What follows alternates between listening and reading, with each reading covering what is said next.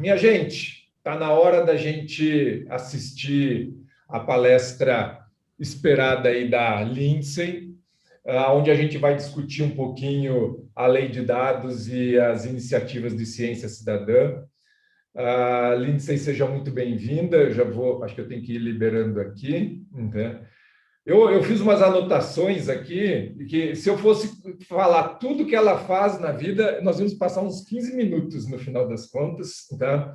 Só para vocês terem uma ideia, ela é advogada, especialista em gestão ambiental, em direito agrário e ambiental, mestre em administração pública, doutora em administração, foi diretora do Procon e assim vai. Então, assim, é um prazer enorme ter você aqui, Lindsay. Muito obrigado por essa oportunidade. Ela é uma amiga aí da causa, já envolvida desde sempre aí com a retomada do Sistema Urubu.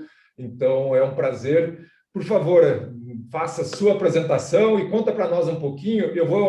Você tem slides para passar, Lindsay? Eu vou sair Vou permitir que você faça a sua apresentação aí, então. Por favor. Ok. Você está me ouvindo? Está me ouvindo, Alex? Perfeito. Joia.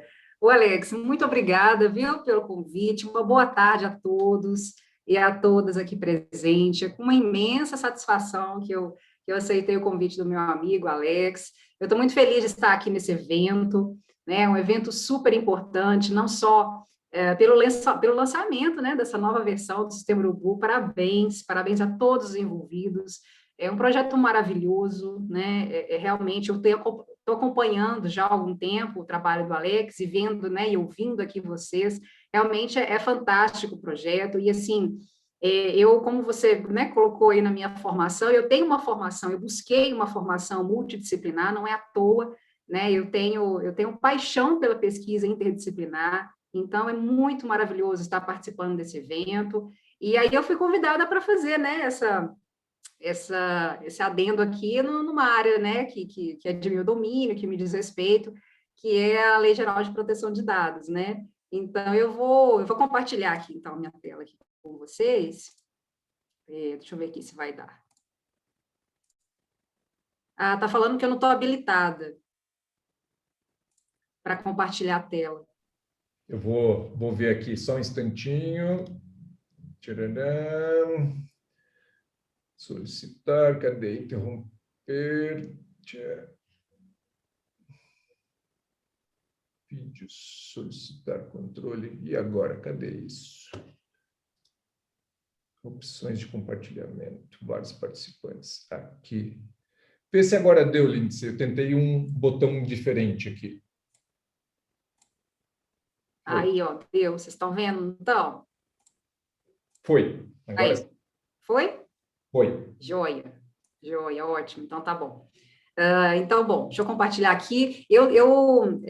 Vou mostrar para vocês aqui qual é a minha proposta, né, da minha conversa aí no tempo aí de meia hora aí que o Alex me passou. Então, eu tentei ser o mais organizada e didática possível para a gente colocar a conversa de uma maneira bem objetiva. Então, eu vou falar sobre a Lei Geral de Proteção de Dados, alguns aspectos gerais dela que servem aí para qualquer negócio, né, seja ele de impacto social, seja uma startup, seja uma empresa privada com fins lucrativos, seja uma plataforma, né, tecnológica desenvolvida por uma empresa, por uma startup, enfim. Todos esses empreendimentos, eles estão sobre a égide, né, sobre a obediência, sobre o cumprimento da LGPD, e falar também e mostrar para vocês que quando vocês trabalham com ciência cidadã, vocês trabalham com plataformas, com aplicativos, e que são importantes instrumentos, como vocês bem estavam discutindo aqui, instrumentos importantíssimos para políticas públicas, né, para construção, para discussão, para implementação, para reavaliação de políticas públicas, e esses dados que vocês comentam com suas propostas de ciência cidadã são dados muito importantes. Mas agora, com a LGPD, realmente esses dados, eles têm um cumprimento de regras bem rigorosas, digamos assim. O Alex já falou da minha formação, né? E aí, em cada slide aqui também, eu deixo sempre o meu e-mail, viu? Para qualquer contato, dúvidas que vocês tiverem. Então, vamos lá. O que eu organizei aqui? eu organizei em 3 momentos a nossa conversa, tá? Num primeiro momento, eu quero falar um pouquinho para você sobre a origem, né, da LGPD, da Lei Geral de Proteção de Dados, e os princípios dela.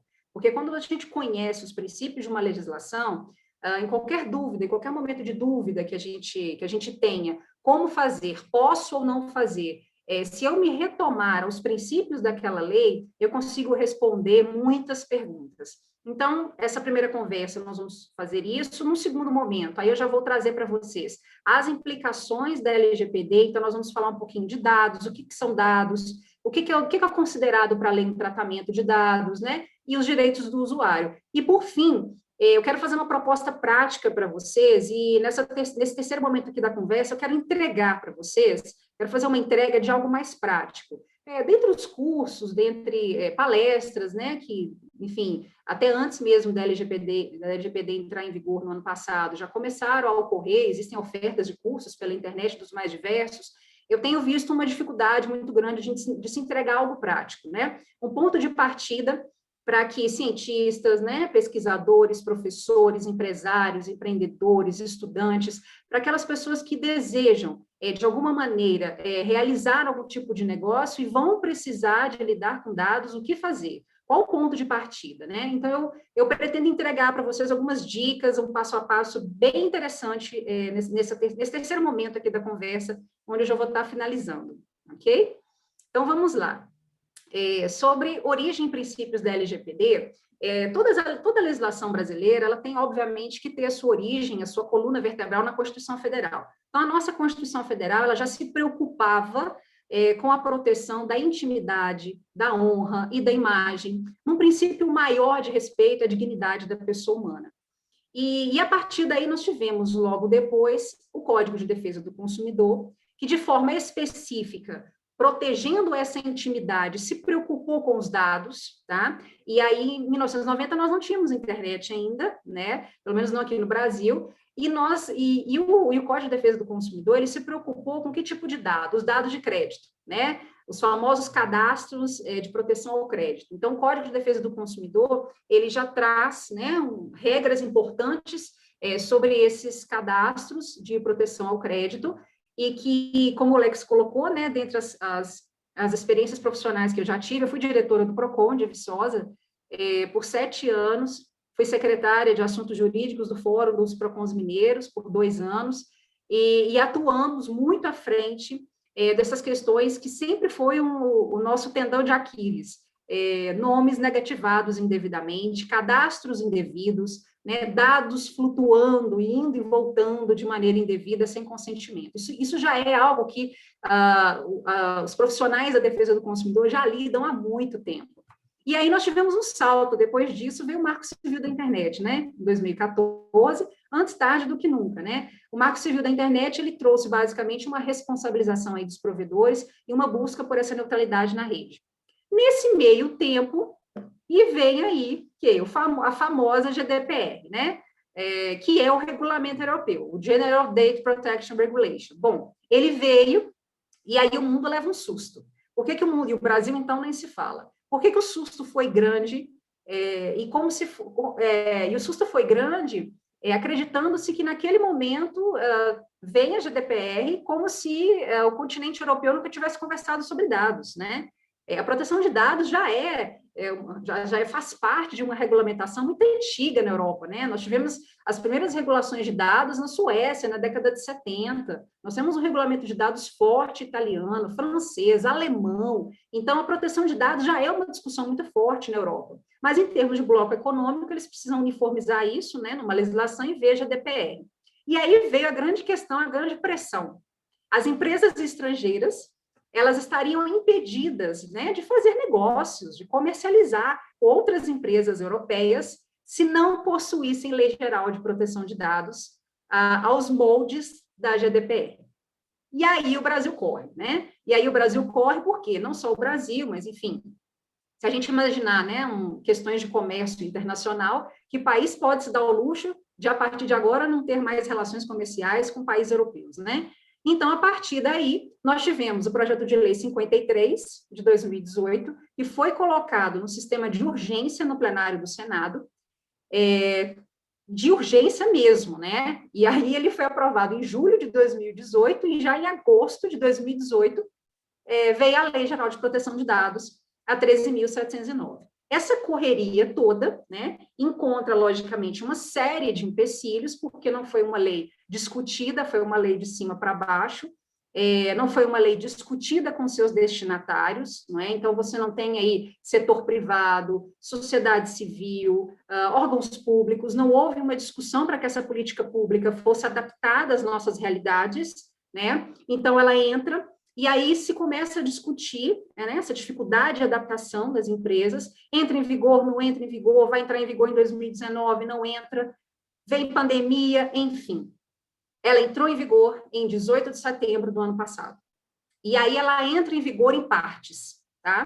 Ela vai em doses homeopáticas. Então, por que em doses homeopáticas, né? As sanções, né, porque toda lei tem a sua parte de estabelecimento de direitos e a parte de sanções. Se ela não te convence por bem, ela te convence por mal, no segundo momento. E essas sanções, elas vão entrar em vigor a partir de agosto desse ano. Ou seja, estamos ainda, podemos dizer que estamos ainda na fase de adaptação. Mas eu costumo dizer que uma adaptação, assim, dos 45 do segundo tempo. Tem que correr muito, porque agosto já está, né, batendo a porta. Então, com essas sanções a partir de agosto, a Agência Nacional de Proteção de Dados, ela já foi regulamentada, ela já está sendo já construída, né, os seus membros, já existem os membros, já começaram as primeiras regulamentações. Então, assim, o setor privado, o setor público, está todo mundo, assim, muito ainda apreensivo, né, de como é que vai ser a entrada em vigor dessas sanções aí a partir de agosto. E por que ela veio? Bom, o objetivo da LGPD nada mais é que garantir um maior controle do cidadão, tá? Ou seja, um controle pelo consumidor, um controle pelo usuário das suas informações pessoais. Se as informações são minhas, eu preciso ter controle sobre elas, eu preciso ter domínio delas. De que forma que a Lei Geral de Proteção de Dados trabalha com isso? Exigindo consentimento. Então, a grande máxima, a grande palavra da LGPD é consentimento. Consentimento explícito para absolutamente tudo, para toda coleta de dados, para todo tratamento. E ainda assim, eu consumidora, eu tenho que ter opções. A minha única opção com você não pode ser sim ou não. Aceito tudo ou não aceito nada. Você precisa me informar sobre as opções, os limites do meu consentimento. Se você não consentir totalmente, serão essas condições, serão esses acessos que você terá. Se você consentir totalmente, o que eu vou fazer com seus dados? Você tem que informar. Basicamente isso, tá? Mas a gente vai falar um pouquinho mais. E aí, eu coloco aqui para vocês, como eu disse a vocês, eu gosto muito de falar sobre princípios, né? A gente já falou da origem da LGPD, agora vamos falar de princípios. Qual é o princípio basilar, a coluna vertebral da LGPD? A autodeterminação informativa. Ou seja, o consumidor, o usuário, o cidadão, o titular dos dados. Eu estou falando isso porque são nomenclaturas sinônimas para a gente falar, ok? Da mesma coisa que é esse usuário aí que vai acessar aí a sua plataforma, o seu aplicativo, nós que vamos acessar plataformas e aplicativos. Essa autodeterminação informativa significa que eu, detentora do dado, eu tenho que ter uma coisa que se chama poder de decisão. Eu decido sobre o meu dado. Se ele é um dado pessoal, eu decido a quem fornecer, como fornecer, eu decido pelo tempo que eu quero lhe fornecer, eu decido se eu mudei de ideia, se eu quero revogar esse fornecimento desse dado, não quero mais que você possa coletá-lo. Isso significa que eu, como consumidor, como consumidora, essa autodeterminação significa que eu tenho que ter tanto a tomada de decisão com relação ao grau de exposição, o quanto eu quero te entregar, qual o limite de entrega dos meus dados, e eu também tenho direito a algo que eu não sei, vocês, mas eu acho que está em extinção, que é o sossego, né? Então, o consumidor precisa ter o direito à escolha de, eu lhe dou parte dos meus dados sob essas condições, sob essas informações que você me coloca, ok, mas eu também tenho direito ao sossego. Eu tenho direito de não informar nada, de não participar de nada, de não ser bombardeado com e-mail marketing o tempo inteiro, de não ficar abrindo 200 janelas, eu não consigo nem ter acesso a nenhum tipo de conteúdo se eu, pelo menos, não visualizar e fechar no mínimo 25 janelas. Ou seja, tudo isso vem sendo discutido, tá, gente, pelo judiciário, como o chamado, a nova figura do assédio de consumo. Mas não é a temática de hoje, mas só para vocês saberem que essa autodeterminação informativa, ela está sendo muito discutida e estão vindo decisões fortes no sentido de realmente preservar o sossego do cidadão. Outro princípio importantíssimo da LGPD, além da autodeterminação informativa, consentimento. Porque vocês viram que, na verdade, a própria autodeterminação, ela é aliás, o consentimento é uma derivação da autodeterminação informativa. O que é esse consentimento? É uma manifestação livre, ou seja, sem coação, sem intimidação, é uma manifestação livre, informada e inequívoca, pela qual o titular concorda com o tratamento dos seus dados pessoais para uma determinada finalidade. E por que eu coloquei informada em negrito? Essa informação ela tem que ser clara. E aí, quando a gente fala que essa informação tem que ser clara, significa o quê? Não é colocar a palavra rebuscada, tá? A sua PPD, a sua política de privacidade de dados, ela não pode ser uma política de privacidade de dados que eu tenha que me formar em direito, eu tenho que fazer um curso de graduação de 5 anos em direito para que eu compreenda a sua PPD. Não.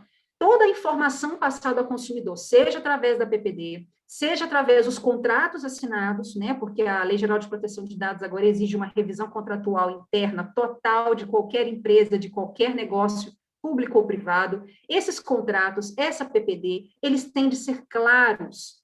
Nós precisamos encontrar formas didáticas, compreensíveis, para o que nós chamamos do direito de cidadão médio, o cidadão minimamente alfabetizado, que tem, né, a sua vida, a sua convivência social, sem que seja exigido dele grandes formações acadêmicas, para ele ler, entender e falar, ok, consinto, ou não vou consentir, não quero.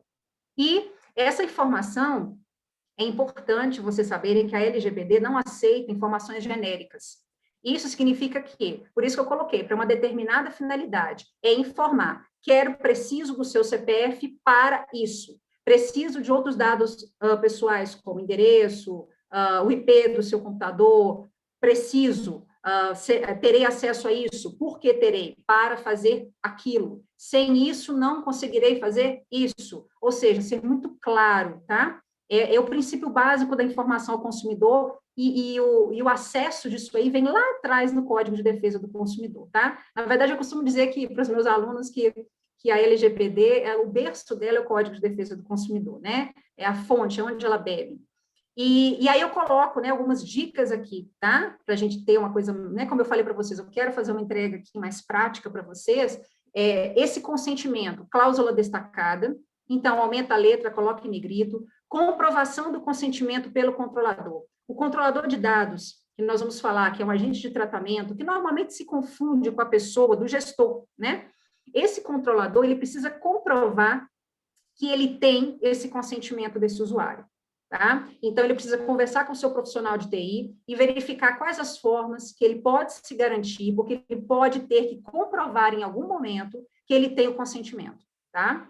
Então, informação sobre o tratamento dos dados, essas informações, como eu disse, a finalidade precisa estar explícita, restrições do consentimento, se por acaso eu não te der todo o consentimento total, livre, né, para tratamento dos meus dados, quais as restrições sobre as quais eu serei submetida, né, ao que eu não terei acesso, né, e em que momento eu poderei revogar? E se eu mudar de ideia, eu não quero mais acessar essa plataforma, não quero mais ter esse contrato com você, como é que eu faço com os dados que você tem, né, pessoais, acerca da minha pessoa? Como é que nós vamos fazer, exercer o direito ao esquecimento, né? Como é que vai ser esse processo de descarte, ok? Então, tudo isso tem que ser muito bem informado.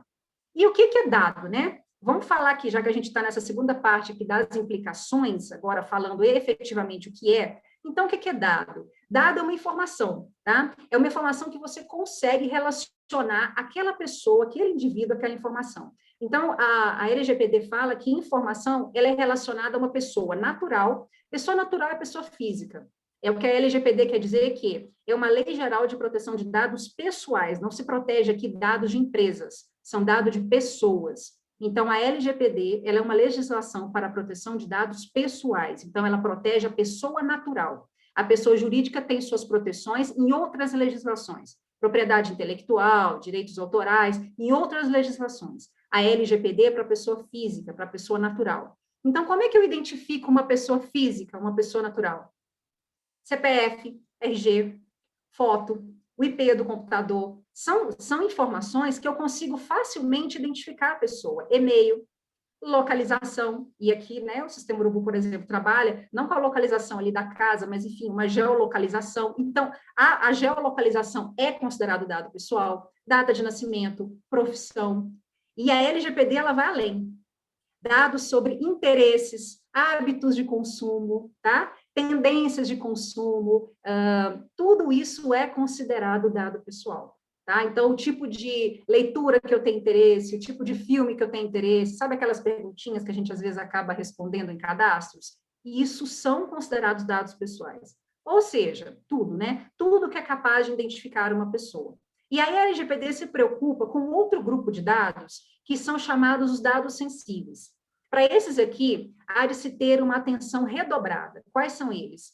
Dados que têm a ver com origem racial ou étnica, convicção religiosa, opinião política, filiação a sindicato, dado referente à saúde ou vida sexual, né, do usuário, dado genético ou biométrico. E aqui quando eu falo para vocês que a atenção aqui tem que ser redobrada, em que sentido? Então, vou dar um exemplo para vocês. Vamos pegar um cadastro de sistema ao crédito, um SPC e Serasa. O que interessa para aquele cadastro? Que tipo de dado interessa?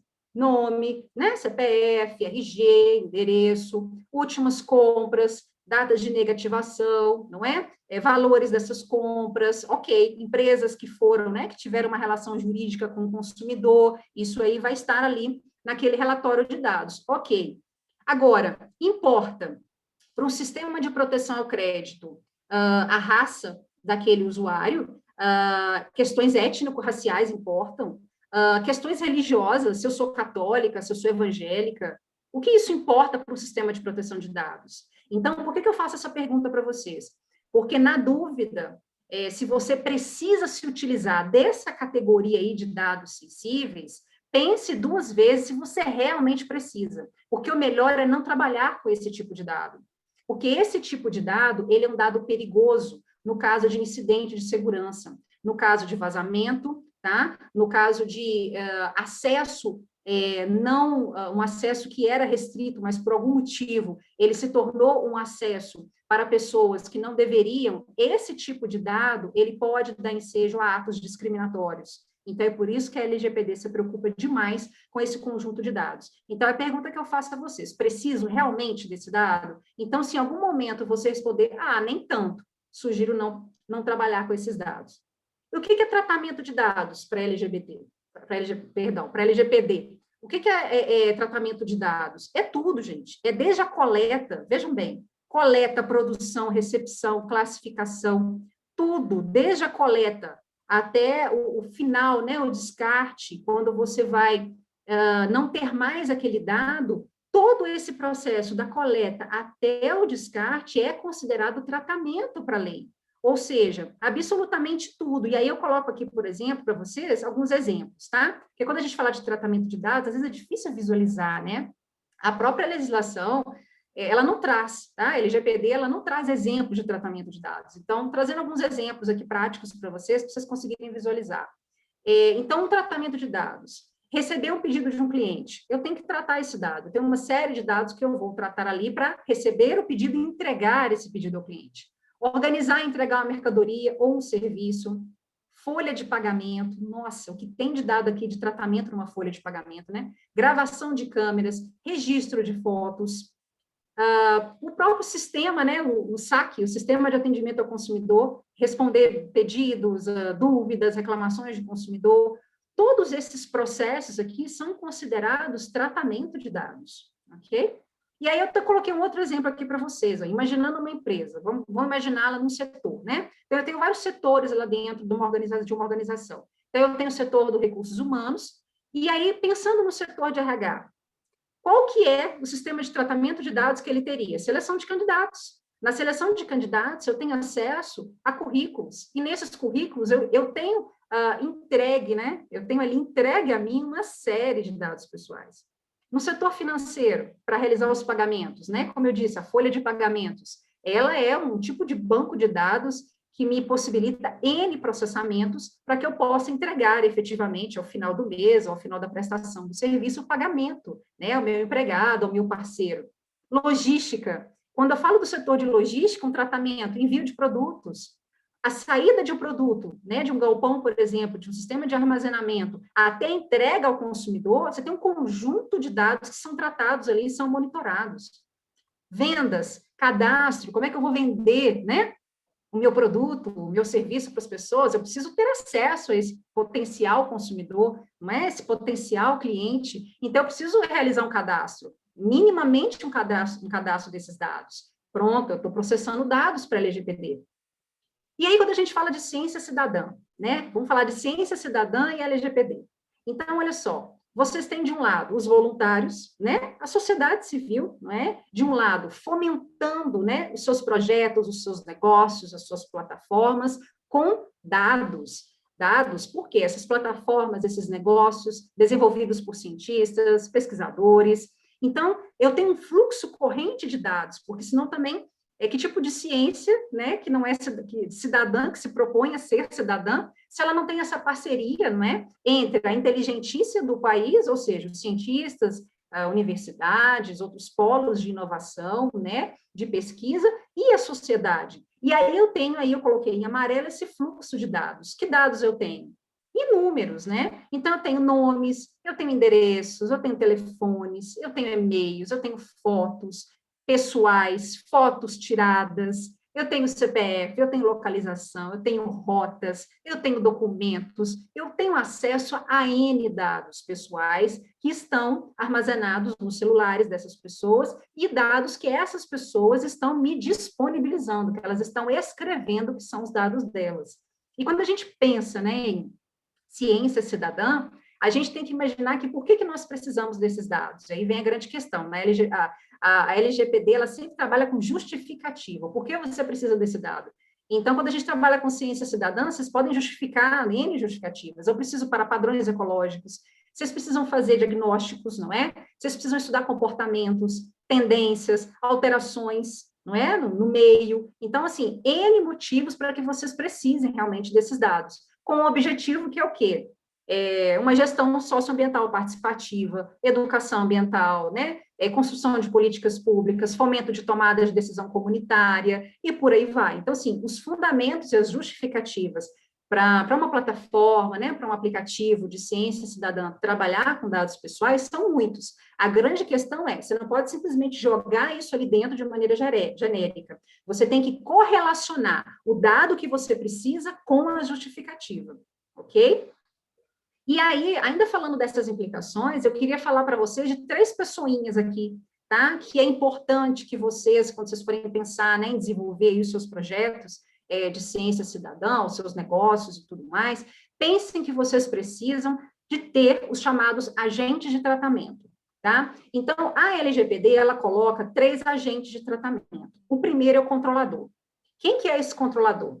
E a gente costuma dizer que esse controlador, normalmente, ele se funde com a pessoinha do gestor, né? Porque pode ser uma pessoa natural ou uma pessoa jurídica, não tem problema, o controlador pode ser uma pessoa jurídica, mas é a pessoa que decide. É aquele que tem acesso direto aos dados e compete a ele a tomada de decisão em relação ao tratamento desses dados. Como ele vai fazer o tratamento desses dados? Esse é o controlador. Existe aquele que, sob as ordens desse controlador, que é o chamado operador, esse operador, seguindo as ordens do controlador, ele vai realizar o tratamento de dados. E aí, o que acontece? Na prática, o que a gente tem visto, né? Pode ser que isso mude, mas o que a gente tem visto? Que as figuras do controlador e do operador, elas estão se fundindo por uma questão de economia, eficiência, tá? Logística, controlador e encarregado, controlador e operador têm se fundido numa mesma pessoa, tá? Agora, diferente do encarregado. O encarregado, ele tem uma finalidade diferenciada. Por quê? Ele é a comunicação entre controlador e usuário, controlador e a ANPD, que é a agência fiscalizadora. Então, esse encarregado, esse que é o famoso DPO, vocês já devem ter visto, enfim, essa nomenclatura, né, essa sigla em algum lugar, que é o Data Protection Officer, que veio, né, uma expressão, são profissionais, né, tanto na legislação, na GDPR europeia, como na legislação americana de proteção de dados, se usa DPO, mas aqui no Brasil, para uma tradução, se traduziu encarregado. E até uma tradução que, enfim, gera muita polêmica, por uma questão de escolha aí da pronúncia e tal, há algumas críticas em relação a essa tradução de DPO aqui para o Brasil para encarregado. Tanto que vocês vão encontrar em muitas empresas e tal, funções que eles colocam, DPOs, porque aqui no Brasil o pessoal parece que não gostou muito da expressão encarregado. E esse encarregado, ele é muito importante, ele é uma figura extremamente, ele faz parte dos agentes de tratamento, e a grande diferença é a seguinte: quando a NPD ela vai pedir o relatório de impacto de dados, tá? Quando ela for, por exemplo, solicitar o acesso a algum dado que você tenha na sua plataforma, e ela pode fazer isso sem problema nenhum, isso é uma autonomia da NPD. Quando ela fizer isso, quem vai entrar em contato com ela, né? Para incidentes de segurança, para o fornecimento desses dados, controlador e operador. Agora, para capacitação das pessoas, né, para receber, inclusive, alguma solicitação da própria NPD ou dos usuários, quem recebe é o encarregado e passa para as figuras do controlador e do operador. Na prática, a gente ainda não sabe se para pequenas empresas, médias e pequenas empresas e startups, se vai ser necessário se ter as três figuras, tá? O controlador, o operador e o encarregado. Ainda não se sabe se haverá alguma flexibilização, tá?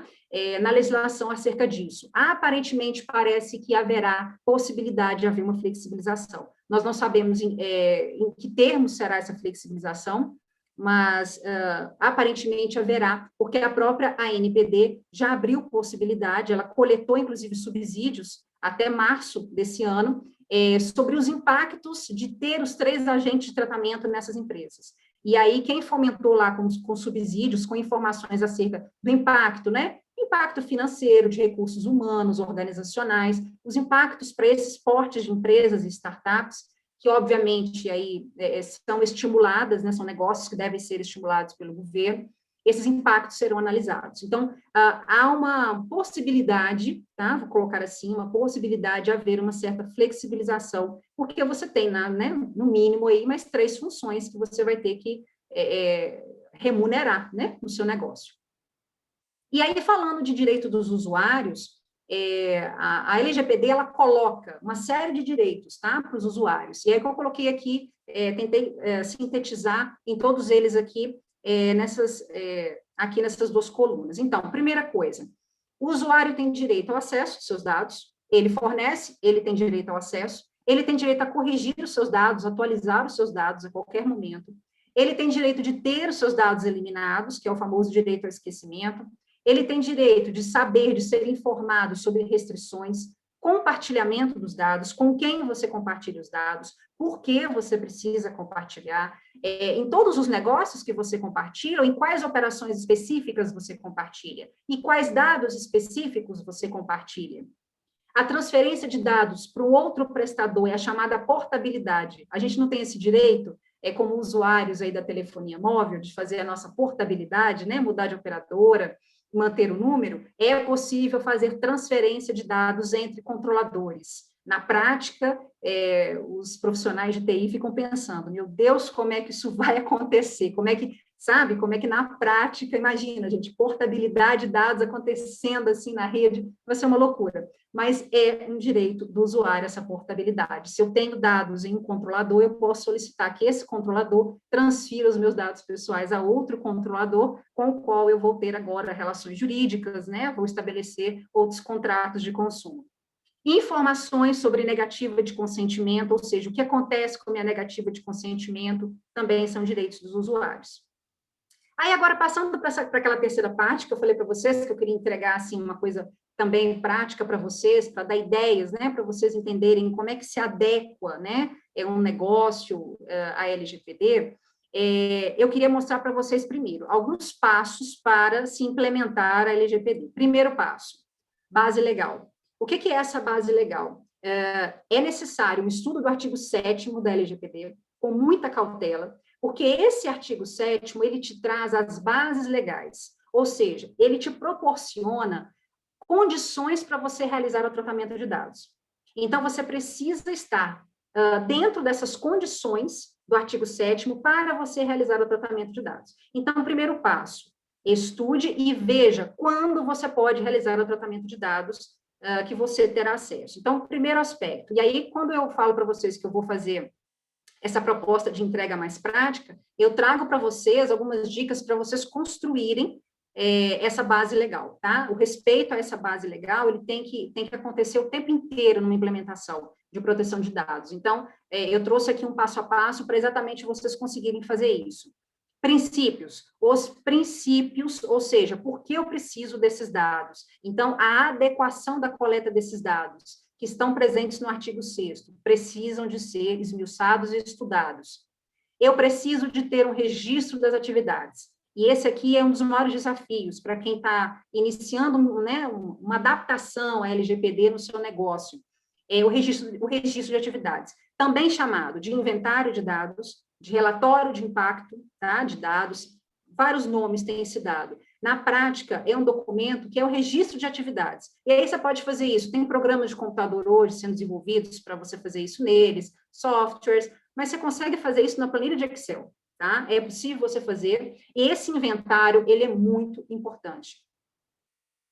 Outra coisa extremamente importante, né? Independentemente se vai haver uma flexibilização aí pela ANPD, pela Agência Nacional de Proteção de Dados, será que teremos todas as empresas realmente, independentemente do porte, terão que ter os 3 agentes de tratamento? Não sei, mas o encarregado tem que ter.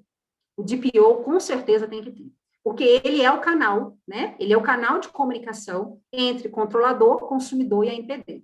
Então, treinar esse encarregado, escolher esse profissional, né, capacitar esse profissional, porque ele vai ser extremamente importante e ele, sem dúvida, ele é exigido. Não tem como ficar sem esse profissional. E não só treinar, né, um DPO, mas também treinar os colaboradores, né? Conscientizar a equipe sobre as novas regras que são importantes, que essa equipe compreenda, que ela entenda. E aqui a gente está falando de uma questão de cultura organizacional, né? E a Lei Geral de Proteção de Dados, ela foi de cima para baixo, mas a gente sabe que numa organização a gente tem condições, né, de fazer com que essa implementação seja mais dialógica, né? Ajustes contratuais, tá? É outro ponto muito importante. Todos os contratos precisam ser ajustados. Contratos trabalhistas, contratos com seus prestadores de serviços, contratos com seus fornecedores.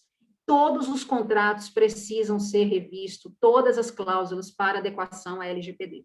Não deixem de rever seus contratos.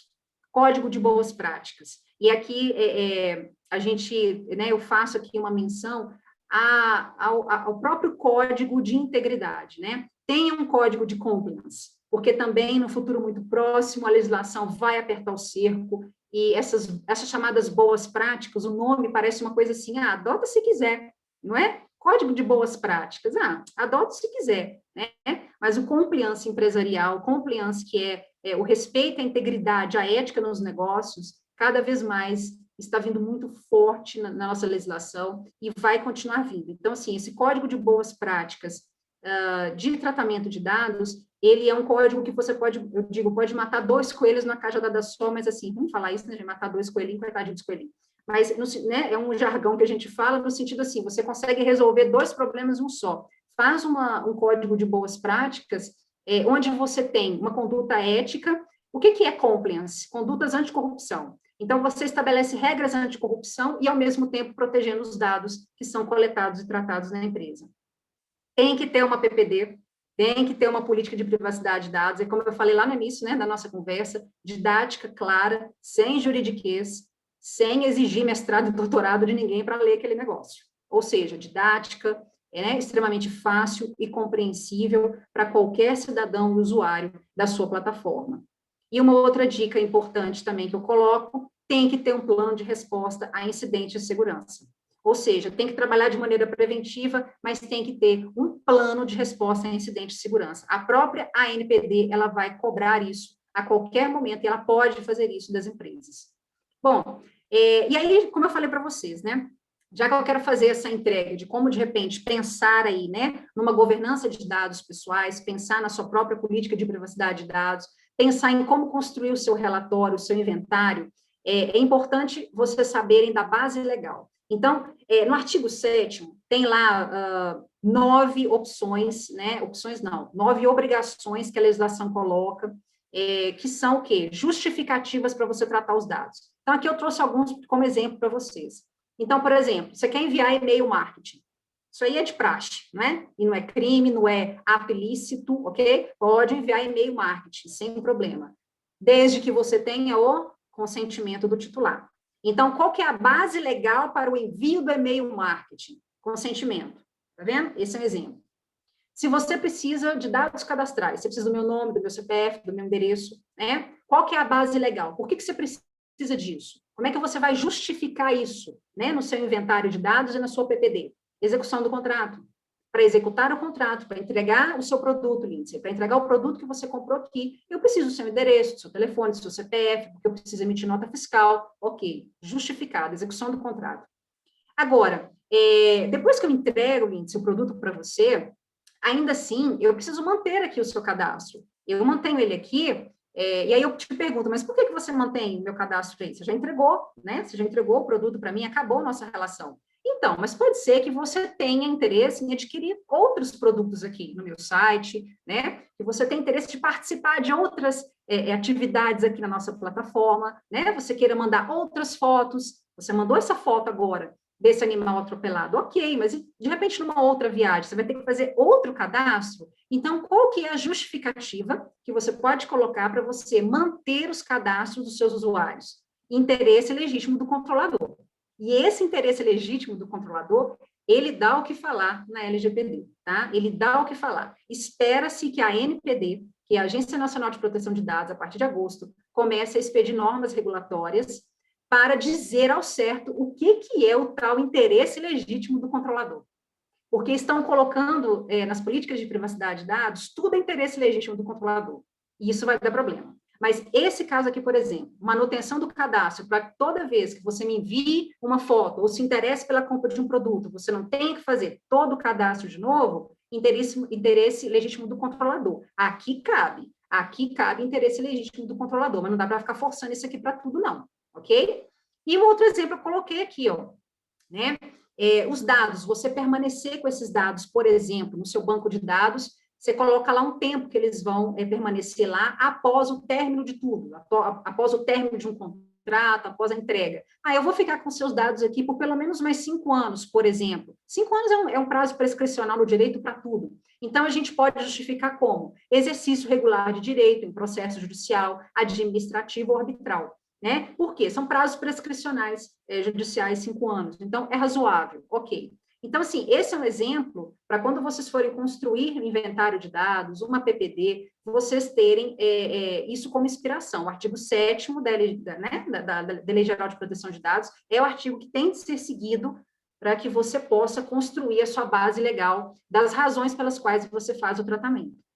E aí, por fim, para construir um inventário, e a própria PPD, né? A política de privacidade de dados. Aqui eu trago para vocês um conjunto de perguntas, considerando os princípios da Lei Geral de Proteção de Dados, que aí você realmente tem uma política de privacidade de dados muito completa. Primeiro princípio que a lei exige, finalidade. Então tá, deixe claro na sua política de privacidade de dados, no seu inventário, a resposta a essas perguntas. Quais dados são coletados?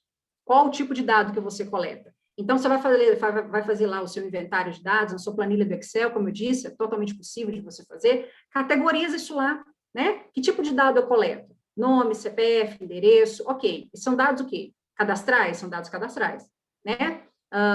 Eu também coleto algum dado sensível, então eu tenho que colocar cadastro como dado sensível.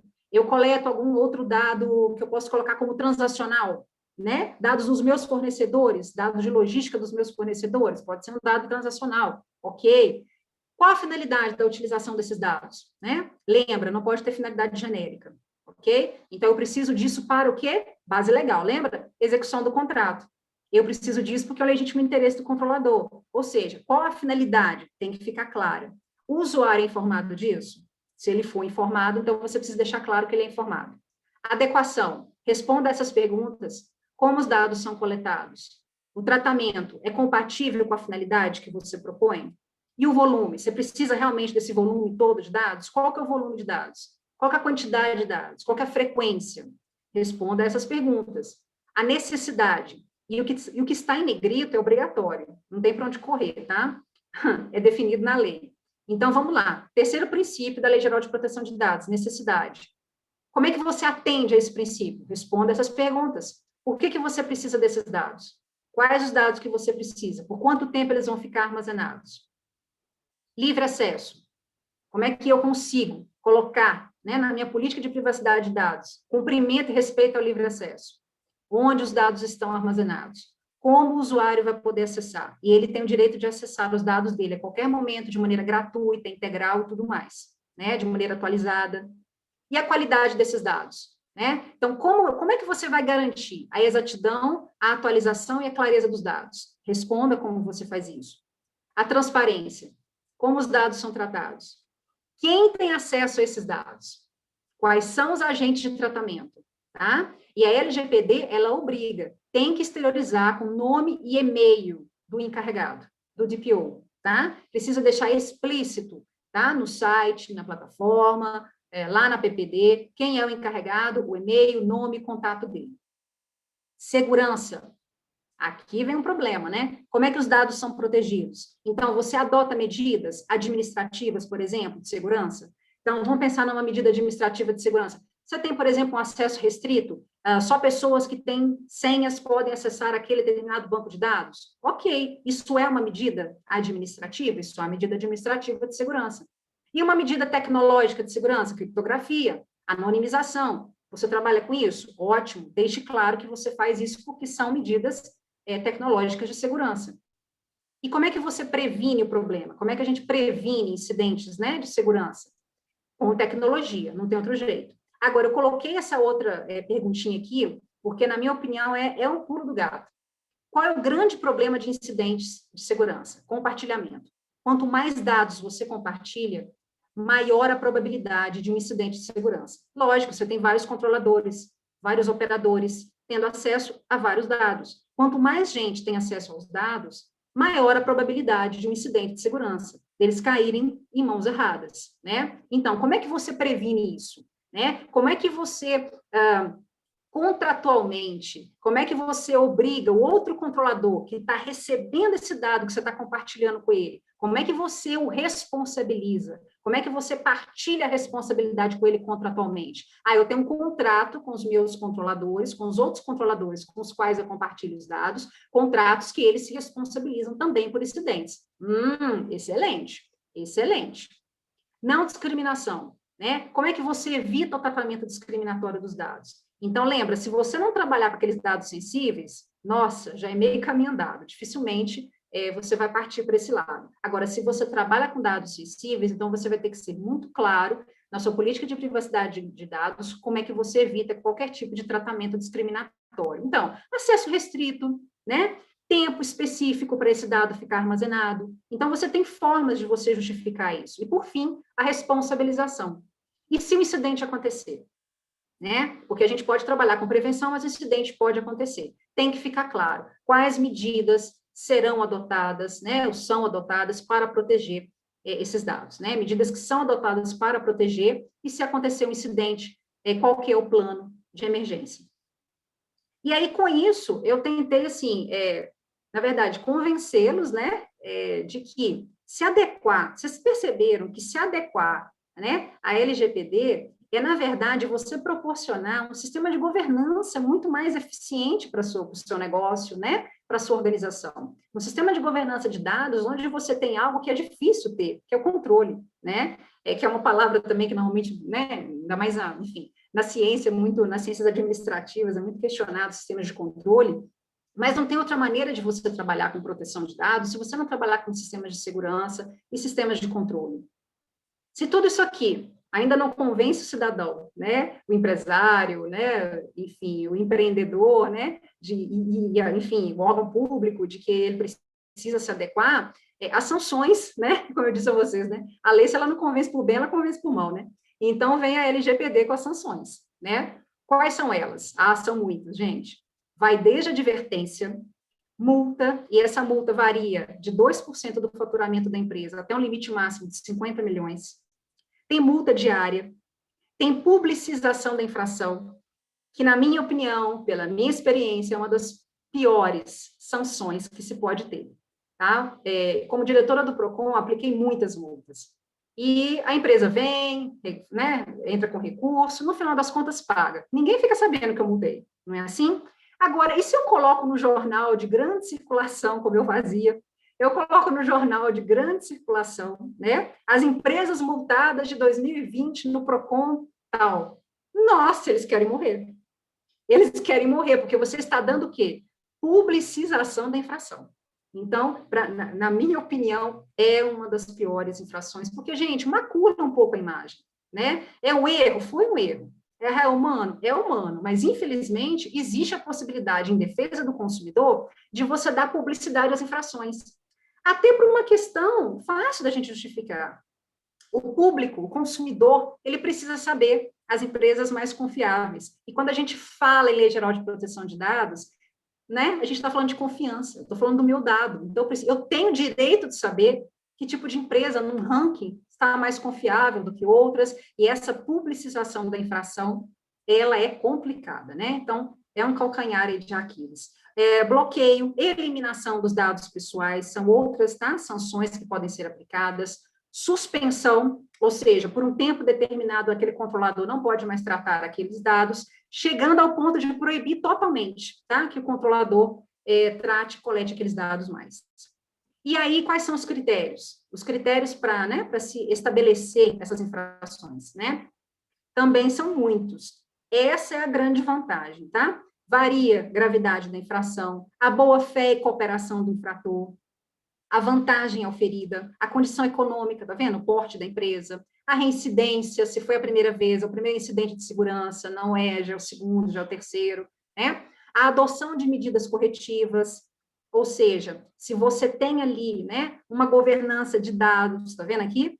Tudo isso é considerado como atenuante, como possibilidades de atenuar, de serem levados em consideração para na hora, né, da dosimetria da sanção, lá a ANPD considerar, e aí a sua sanção, de repente, não ser tão rigorosa quanto poderia ser. Ou seja, a adoção de medidas preventivas, né, o estabelecimento de uma governança de dados, código de boas práticas, um código de compliance junto com o código aí de proteção de dados. Então, tudo isso minimiza, ok? A ANPD, digamos assim, ela vai ver com bons olhos. Bom, por fim, eu termino com essa frase que eu gosto muito, toda vez que eu estou falando de alguma temática, né, de direito digital. Se o comportamento ético, né, fosse simplesmente seguir regras, poderíamos programar um computador, não é? Para ser correto. Então, as tecnologias não substituem a interpretação humana, a sensibilidade humana, muito menos a ética humana. Então, trabalhar com proteção de dados é trabalhar com ética, trabalhar com bom senso, proporcionalidade, coisa que computador nenhum faz, não, né? Gente precisa de gente para ser gente. Não é assim? Bom, então eu fico por aqui. É o que eu tinha preparado. Tomara que eu tenha conseguido falar no tempo. Ai, meu Deus, tomara que eu não tenha ultrapassado muito. É isso, Alex. Muito obrigada, meu caro, pelo espaço. E eu fico à disposição de vocês agora, tá? Para quaisquer dúvidas, comentários, críticas, sugestões, enfim, qualquer coisa. E tá aí o meu contato também, se acaso eu não der para responder todas as dúvidas aqui, meu e-mail fica também à disposição. Muito obrigada, viu? Olá, Lindsay. Nossa Senhora, eu acho que você deu muita dor de cabeça para muita gente hoje, viu? Minha Nossa Senhora. E eu acho que isso é extremamente importante, né? Fiz questão de trazer você para a gente poder conversar e tudo mais, justamente para que a gente veja, muitas vezes nós somos questionados, vários dos projetos que existem pelo Brasil sobre a parte de compartilhamento de dados, e as pessoas acham que isso é uma coisa muito simples, que é simplesmente pegar o dado que alguém mandou e compartilhar. E, por sorte, eu achei você. Então, assim, para quem tiver curiosidade, o nosso termo de uso do Sistema Urubu foi a Lindsay que trabalhou com ele. Ela briga comigo porque nós ainda não temos a indicação nominal do DPO lá dentro, nós temos o e-mail, mas não temos a indicação nominal do DPO. Mas, assim, é extremamente importante que a gente pense sobre essas coisas, justamente para essa questão do compartilhamento de informações mesmo, que todo mundo fique resguardado. Nós queremos gerar conservação da biodiversidade, atuação, política pública e tudo mais. Mas a gente não pode esquecer que a gente pode ser... alguém pode entrar contra nós por termos um aplicativo ou por cedermos os dados, e esse processo não é simples. Nós passamos várias horas conversando, a Lindsay trabalhou um monte de tempo no nosso termo, justamente para a gente tentar se resguardar dentro disso. Então, eu acho que mais do que qualquer coisa, e eu sei que o nosso tempo aqui é curto, gente, a gente tem outras oportunidades. Eu vou mandar depois para vocês um link das mentorias que a gente faz uma vez por mês na questão de ecologia de estradas, mas que a gente pode tentar chamar a Lindsay de novo para continuar debatendo um pouco mais esse negócio, porque eu sei que vocês devem estar tudo assim. E agora, o que eu faço com as minhas informações, né? Então, eu acho demais. Lindsay, nós estamos com o nosso tempo bastante restrito, mas eu vou colocar aqui uma pergunta do Diego, que ele perguntou o seguinte: Diego Pereira, ele perguntou: trabalho numa empresa que tem como condicionante de licença a execução de ações de educação ambiental. Geralmente, fazemos essas ações em escolas da rede pública. A LGPD tem no seu texto que a mesma não se aplica para o tratamento de dados com fins acadêmicos ou jornalísticos. No nosso caso, os dados coletados da escola é o número geral de estudantes que vamos atender e a sua faixa etária, sem nomes ou dado pessoal. E as fotos, isso é um ponto. E aí vem, e as fotos que fazemos são para divulgação no site da empresa. Neste caso, precisamos de autorização dos pais das crianças ou somos dispensados? Então, vamos lá. Primeira parte é o Diego, né? É o Diego o nome dele, não é? Que perguntou? Joia. A primeira parte, ele mesmo já respondeu, é isso mesmo, Diego. Quando vocês precisarem de realizar a coleta de dados para pesquisas científicas, para fins acadêmicos, a LGPD é clara, tá? Não há necessidade de se seguir as regras dali, por quê? Quando a gente trabalha com pesquisa, a gente trabalha com anonimização de dados. Até os conselhos de ética são muito claros em relação a isso, né? A gente pode trabalhar com esse tipo de dado, como o Diego colocou, né? A faixa etária, renda, né? Eu posso trabalhar para realmente fazer a divulgação da pesquisa, mas trabalhando com anonimização, jamais identificar as pessoas por nome, né? E se eu precisar, inclusive, fazer uma pseudo-anonimização, eu fiz isso na minha tese de doutorado. Eu trabalhei muito com pseudo-anonimização. Então, por exemplo, aquele entrevistado era do gênero masculino, eu coloquei que era do gênero feminino, ele tinha uma função, eu coloquei que ele tinha outra função. Então, assim, que é para você não só anonimizar aquilo, mas você, assim, criar, inclusive, nomes. Eu criei nomes fictícios. Então, assim, isso é muito importante quando se trabalha em pesquisa, para você proteger a identidade, né, do seu pesquisado. Então, ok, se você trabalha para fins acadêmicos, tá, não precisa se preocupar, porque a Lei Geral de Proteção de Dados, ela não visa, nesse caso, para fins acadêmicos, ela não faz essas exigências. Agora, com relação às fotos, se vocês trabalham com fotos, tiram fotos, mesmo se a pessoa não for menor de idade, ok? Mesmo se for maior de idade. Todo tipo de divulgação de imagens pessoais de uma pessoa, de foto, você precisa de autorização.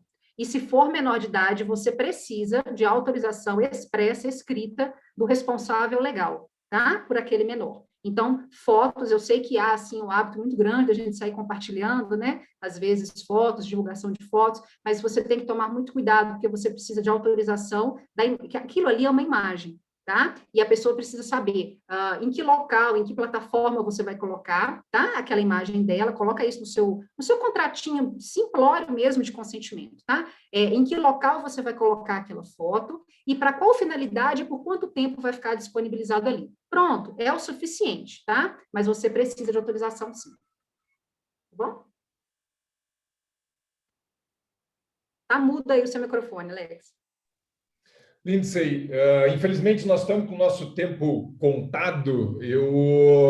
A Lindsay deixou o e-mail dela, gente. É a melhor sugestão, ela é super prestativa e apesar de trabalhar demais da conta, mas eu tenho certeza que ela vai ter o maior prazer de ajudar vocês ou de dar dicas e responder essas questões complementares que a gente tem. Lindsay, mais uma vez eu queria agradecer a sua disponibilidade, o seu interesse em ajudar, apesar de eu continuar achando que você botou muito medo no pessoal aqui do que fazer. Não, mas Alex, deixar também claro assim para vocês que, como eu falei para vocês, a NPD ela vai vir com algumas regulamentações, a gente acredita que vai flexibilizar um pouco pelo porte dos negócios, tá? Pelo porte das empresas. E principalmente startups, porque quando a gente fala de ciência cidadã, a gente tem muita startup envolvida, Environment é, né, um exemplo.